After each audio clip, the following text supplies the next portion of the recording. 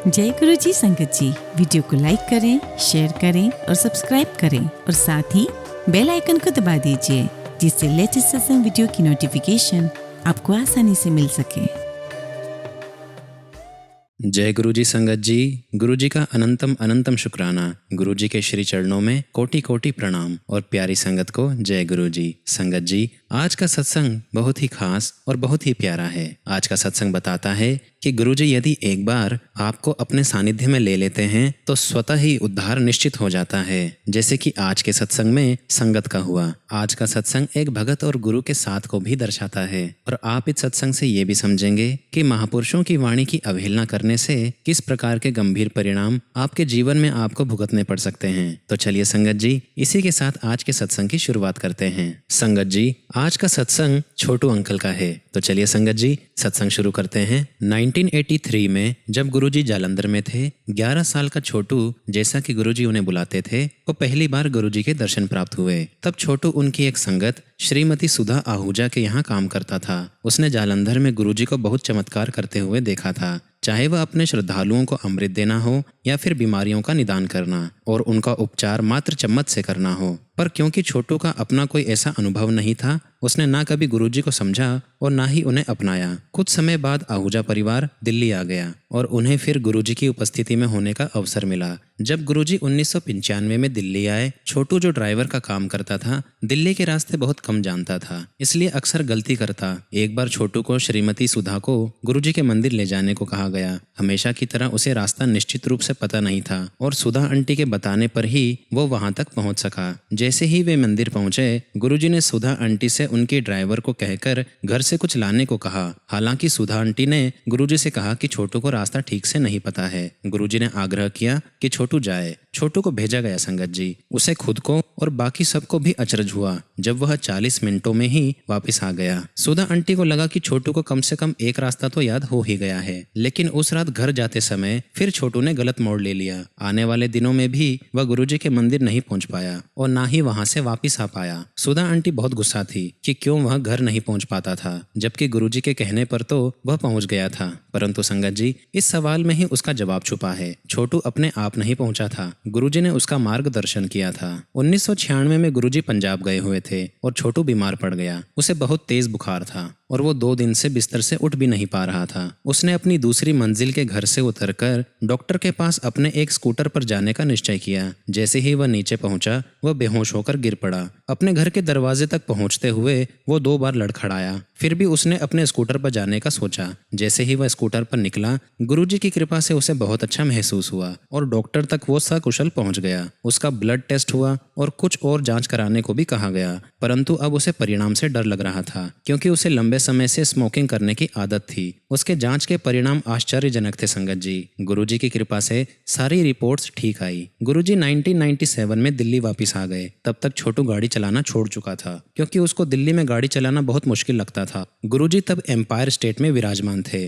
और उन्हें किसी के यहाँ जाना था। सुधा आंटी का ड्राइवर उस दिन छुट्टी पर था, इसलिए मजबूरन और गुरुजी की आज्ञा लेकर छोटू को गाड़ी चलानी थी। छोटू थोड़ा हिचकिचा रहा था, क्योंकि उसने कुछ सालों से गाड़ी चलाना छोड़ दिया था, परंतु गुरुजी ने उसकी गाड़ी चलाने की योग्यता को सराहा। फिर गुरुजी ने छोटू को निर्देश दिया कि वह दोबारा गाड़ी चलाना शुरू करे और उसे एक बहुत सक्षम ड्राइवर बनने का प्रोत्साहन भी दिया। हैरानी की बात यह है संगत जी कि 3 साल तक छोटू के पास ड्राइविंग लाइसेंस नहीं था, लेकिन एक बार भी उसे इसका दंड नहीं भरना पड़ा। अंत में गुरुजी ने खुद उसका लाइसेंस कुछ ही घंटों में बनवा दिया, क्योंकि छोटू प्रतिदिन गुरुजी के संपर्क में था। उसने बहुत सारी अद्भुत घटनाएं देखी। वह अविनाशी गुरु स्वयं संगत को लंगर परोसे और संगत हमेशा तृप्त होकर लंगर करती थी।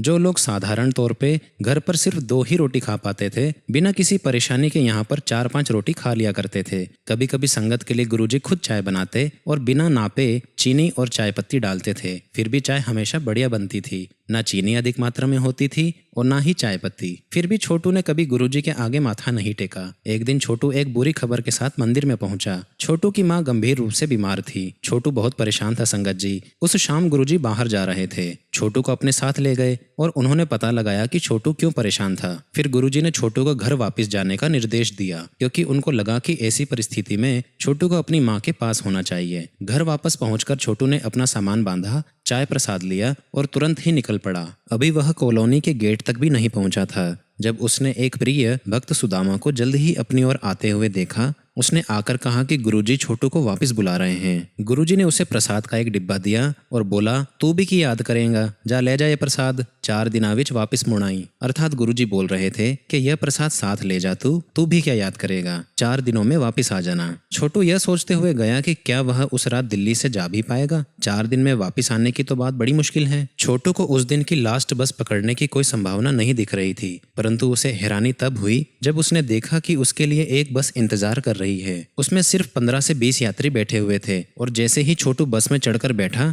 बस चल पड़ी और वह अगली सुबह अपने गांव में था। वह अपनी माँ से मिला जो कि बहुत बीमार थी, यहाँ तक कि उन्होंने पिछले 10-12 दिन से कुछ खाया भी नहीं था। छोटू ने उन्हें अस्पताल ले जाने के लिए सारा इंतजाम उसी समय किया। उनकी जांच हुई और उन्हें कुछ दवाइयां लिखकर दी गई। छोटू को याद आया कि उसके पास गुरुजी का प्रसाद था। उसने अपनी बहन को वह माँ को देने के लिए कहा। उस प्रसाद के डिब्बे में पंजीरी थी संगत जी, शुद्ध घी से बनी हुई एक भारतीय मिठाई, जो एक तंदुरुस्त व्यक्ति को भी पचाने में बहुत मुश्किल होती है। यह सोचना तो अकल्पनीय था कि छोटू की माँ उसे कैसे पचा पाएगी, परंतु उसने वह थोड़ी सी माँ को चखाई। कुछ मिनटों के बाद छोटू ने चाय मांगी तो सबको हैरानी तब हुई जब उसकी माँ ने भी चाय पीने की इच्छा प्रकट की। रात को जब सब खाना खाने बैठे, छोटू की माँ ने आधी रोटी मांगी और खाई। अगली सुबह उसकी हालत में तेजी से सुधार देखा गया और वह पूरा नाश्ता कर पाई। दोपहर के खाने पर तो सब सरप्राइज रह गए संगत जी। छोटू ने अभी कुछ ही चम्मच चावल खाए थे और उसकी माँ ने चावल की पूरी प्लेट खा ली थी। गांव के लोगों ने छोटू को बधाई दी और उसकी माँ के स्वास्थ्य में इतना अच्छा सुधार का श्रेय उसे दिया।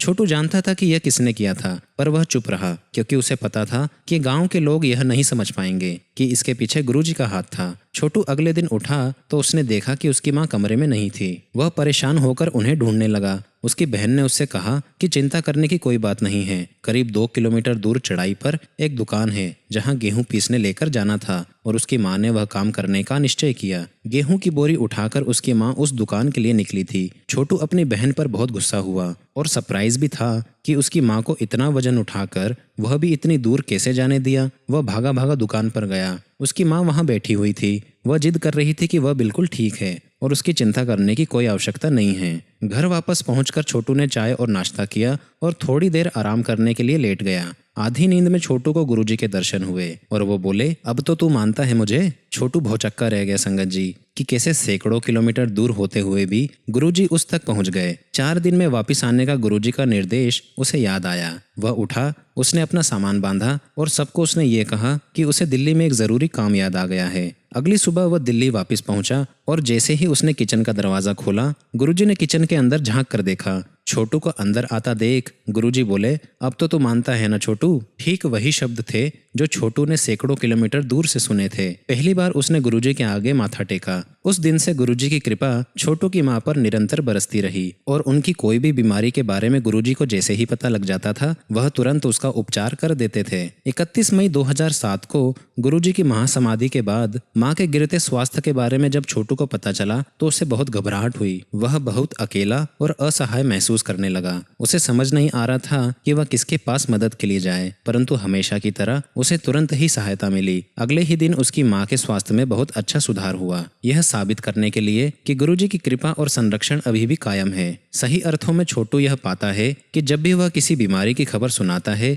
गुरुजी तुरंत उस परिस्थिति को काबू कर लेते हैं और सब सामान्य हो जाता है। एक बार दोपहर के समय छोटू मेन हॉल में आराम कर रहा था, बिल्कुल गुरुजी के कमरे के बाहर, जब गुरुजी ने आकर उसे उठाया और पानी का गिलास लाने के लिए कहा। जब छोटू गिलास में पानी डाल रहा था तो गिलास टूट गया। ये एक संकेत था कि कुछ बुरा होने वाला था। अगली ही दोपहर जो कुछ हुआ उससे छोटू सोच में पड़ गया। आधी नींद में उसने देखा कि गुरुजी उसके पास आते हैं और कहते हैं, घर नहीं जाना कंजरा, जा घर हुआ। परंतु छोटू घर नहीं गया संगत जी। कुछ दिनों बाद उसे पता चला कि गांव में उसके घर की छत गिर गई थी। जब गुरुजी को इस बात का पता चला तो वह बोले, जो हुआ अच्छा हुआ, तेरा कल्याण हो गया। छोटू को तो छत का गिरने का एक खर्च नजर आया और गुरुजी के शब्द उसे उनकी बेपरवाही लगी। यह तो बाद में उसकी समझ में आया कि गुरुजी किस कल्याण की बात कर रहे थे। छत सुबह के 6 से 6:30 बजे गिरी थी। छोटू की माँ उसकी 2 साल की बेटी को शौचालय के लिए ले गई थी। उसके 15 मिनट के बाद ही छत गिरी। अपने घर फोन करने के बाद छोटू को ये बात पता चली। जब वह फोन करके वापस आया,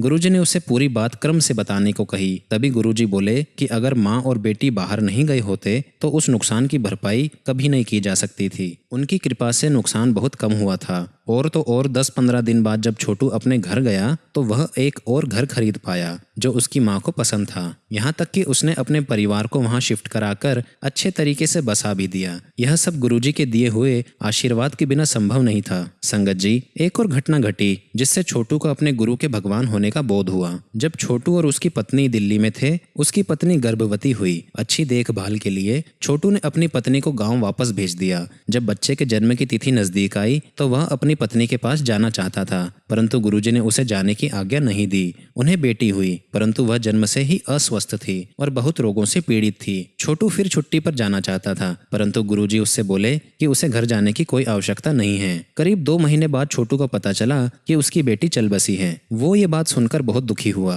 उसने यह बात गुरुजी को बताई तो वो बोले, जो हुआ अच्छा हुआ, तुम्हारी परेशानी खत्म हुई। गुरुजी के ऐसे कहने पर छोटू को बहुत गुस्सा आया। उसने निश्चय किया कि वह गुरुजी से बात नहीं करेगा, परंतु गुरुजी ने छोटू को उसी समय अपने परिवार से बात करने को कहा। छोटू ने अपनी माँ से बात की और उन्होंने वही बात दोहराई जो गुरुजी ने सैकड़ों मील दूर बैठे हुए बोला था। छोटू की माँ ने उसे बताया कि बेटी जन्म से ही खराब स्वास्थ्य और अत्यंत कमजोरी की वजह से बहुत पीड़ा में थी। उसकी माँ ने उसे समझाया कि उस नन्ही सी लड़की के लिए अपना शरीर छोड़ना बेहतर था, बजाय इसके कि वह इतनी पीड़ा, इतना दर्द सहे। जब छोटू को पूरी बात का पता चला तो उसे अपने अनुचित गुस्से का बड़ा पछतावा हुआ। तब गुरुजी ने छोटू को बताया कि उन्होंने उसे गांव जाने की छुट्टी इसलिए नहीं दी थी कि उसे अपने बच्चे से बहुत लगाव न हो जाए। यह घटना हमें यह दर्शाती है संगत जी कि गुरुजी जो भी हमारे लिए सोचते हैं वह हमारे भले के लिए ही होता है और उसमें हमारा ही फायदा होता है। हालांकि उस समय हमें भले ही ऐसा प्रतीत ना हो। इसलिए गुरुजी का पूरा आसरा पाने के लिए जरूरी है कि हम उन्हें पूर्ण रूप से समर्पण करें। एक बार छोटू अपने गांव गया और गुरुजी की आज्ञा लेकर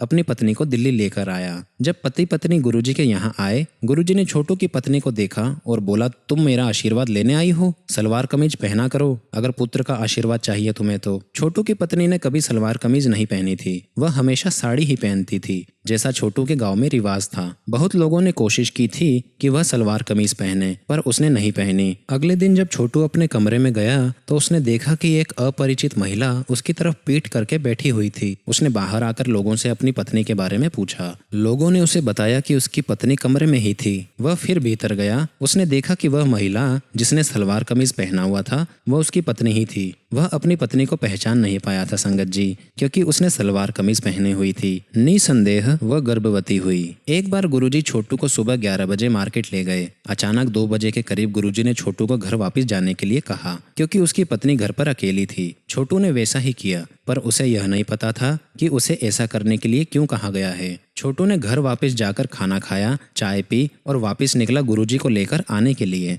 आधा किलोमीटर जाने के बाद उसे ध्यान आया कि कम से कम अपनी पत्नी को तो देख ले, क्योंकि गुरुजी ने विशेष रूप से उसे अपनी पत्नी को देखने के लिए वापस भेजा था। वह वापस गया तो उसने देखा कि उसकी पत्नी बहुत दर्द में थी। उसे प्रसव का दर्द हो रहा था और उसे उसी समय हॉस्पिटल ले गया। छोटू ने अभी मुश्किल से गाड़ी पार्क ही की थी, तभी उसे एक नर्स ने आकर ये खुशखबरी दी कि उसे बेटा हुआ है। छोटू को समझ आया कि कैसे गुरुजी ने निर्देश देकर उसे वापस भेजा था। उसके बाद गुरुजी ने कदम कदम पर पति पत्नी का मार्गदर्शन किया। उन्हें ये निर्देश दिया कि डॉक्टर के कहने पर ही अस्पताल से डिस्चार्ज लें और किसी भी बात की जल्दी ना करें। और तो और पहले 40 दिन के लिए माँ और बेटे दोनों के लिए निर्देश दिया गया कि वह दूसरी मंजिल के अपने कमरे से निचले भवन तक या निचली मंजिल तक ना उतरें। 40 दिन पर पति पत्नी और उनका बेटा गुरुजी का आशीर्वाद लेने आए और गुरुजी ने बच्चे का नाम वरुण रखा। गुरुजी ने छोटू को कुछ और लोगों के साथ दिल्ली से डुगरी जाने का निर्देश दिया। जिस दिन उन्हें वापस आना था उससे एक रात पहले गुरुजी ने फोन किया और उन्हें सुबह जल्दी ही वहां से चल पड़ने का निर्देश दिया ताकि वह गुरुजी के यहाँ सुबह 10 बजे तक वापस पहुंच जाएं। रात को वह समय से सो गए और सुबह 3 बजे उठ गए, परंतु उन्होंने पास में ही मलेरकोटला जाने का और फिर वहां से दिल्ली के लिए निकलने का निश्चय किया। मलेरकोटला में नाश्ता करने से वे खुद को रोक नहीं पाए और उस वजह से उन्हें देर हो गई। अंत में छोटू एक और व्यक्ति के साथ दिल्ली के लिए 8 बजे निकला। करीब 10 बजे जब वे नेशनल हाईवे नंबर 1 पर थे, न जाने कहां से एक ट्रॉली सर्विस लेन में बाईं ओर से दूसरी ओर को जाते हुए सड़क के बीचों बीच आ गई। ड्राइवर ने अपनी गाड़ी रोकने की पूरी कोशिश की, पर वह रोक नहीं सका और ट्रॉली में जा टकराया। टक्कर इतनी जोर से हुई कि ट्रॉली उलट गई, पर छोटू और उसका साथी सुरक्षित थे। गाड़ी ट्रॉली के बीच वाले पहिए से जाकर टकराई थी। बड़ी आसानी से वह ट्रॉली के नीचे जा सकती थी, जिससे गाड़ी में बैठे हुए लोगों की मौत तक हो सकती थी, परंतु गुरुजी की कृपा से वे बिल्कुल सुरक्षित थे। वहां पर पुलिस आई और गाड़ी को रस्सी से खींचकर दिल्ली ले जाने का प्रबंध किया गया, क्योंकि गाड़ी चलाकर ले जाने की हालत में तो बिल्कुल नहीं थी। जब गुरुजी को इस घटना का पता चला तो वो बड़े परेशान हुए। जब छोटू गुरुजी के यहाँ रात को पहुंचा तो गुरुजी ने उसे उनके निर्देश की गंभीरता को ना समझने की डांट लगाई। गुरुजी के शब्द भगवान के शब्द होते हैं, वह भगवान का हुक्म होते हैं। गुरुजी के शब्द की अवहेलना करना खुद को खतरे में डालने जैसा होता है संगत जी। छोटू ने यह बात खुद को मुश्किल में डालकर ही सीखी, परंतु यह विचारणीय है कि फिर भी गुरुजी की कृपा ने उसे असली अनर्थ से बचाया। परंतु छोटू ने दोबारा ऐसी गलती की। गुरुजी छोटू के साथ ड्राइव पर जाने के लिए बाहर आए थे, क्योंकि गुरुजी ने छोटू को पहले ही बता दिया था। वह गुरुजी की गाड़ी लेकर गेट पर तैयार खड़ा था। गाड़ी पर कपड़ा मारकर उसने एकदम गाड़ी को साफ किया हुआ था, क्योंकि गुरुजी सफाई बहुत पसंद करते थे।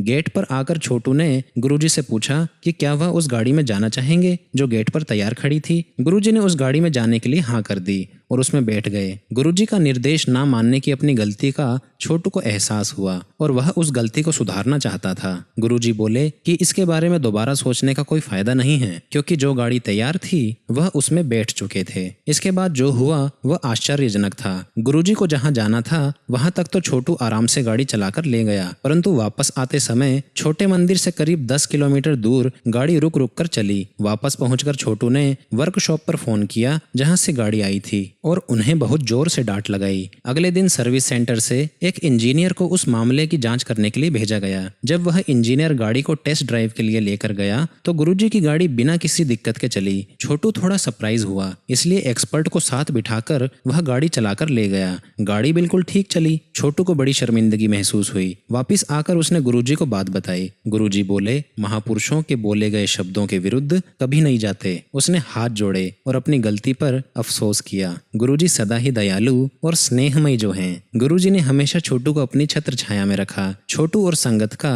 गुरुजी से यही निवेदन है कि गुरुजी हमेशा ही उन्हें अपने संरक्षण में रखें, क्योंकि संगत जी पत्ते तब तक ही हरे रहते हैं जब तक वह पेड़ से जुड़े हों, अन्यथा वो सूख जाते हैं और गिर जाते हैं। संगत जी, मैं अपनी वाणी को अब यहीं विराम देता हूँ। ओम नमः शिवाय। शिवजी सदा सहाय। ओम नमः शिवाय। गुरुजी सदा सहाय। सत्संग को शेयर करने में मुझसे किसी भी प्रकार की कोई भी भूल हो गई हो तो आप मुझे क्षमा कीजिएगा। जय गुरुजी। शुक्राना गुरुजी।